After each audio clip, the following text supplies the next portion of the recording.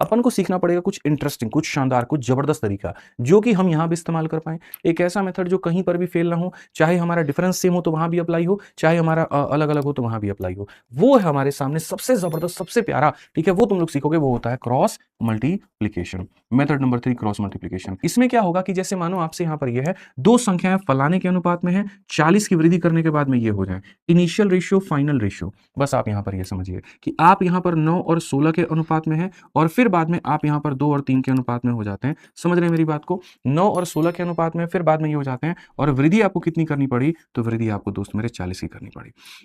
वृद्धि आपको कितने की करनी पड़ी? 40 की। अगर हम देखेंगे तो यहाँ पर ये 32 है और यहाँ पर ये 27 है, तो 32 में से 27 घटा देंगे तो कितना हो जाएगा? तो मेरे भाई यहाँ पर 5 यूनिट हो जाएगा। और यहाँ देखेंगे तो 120 में से 80 को घटा देंगे तो कितना हो जाएगा? 40 हो जाएगा। 5 यूनिट का मान कितना होगा? 40। और 5 यूनिट का मान 40 होगा तो 1 यूनिट का मान 8 होगा, और 1 यूनिट का मान अगर हमारे सामने 8 होगा तो क्वेश्चन में कहा गया दोनों के बीच में जो अंतर है वो कितने का है? तो दोनों के बीच में अंतर 7 यूनिट का है, तो 7 यूनिट का मान जो होगा वो हमारे सामने यहाँ पर 56 होगा।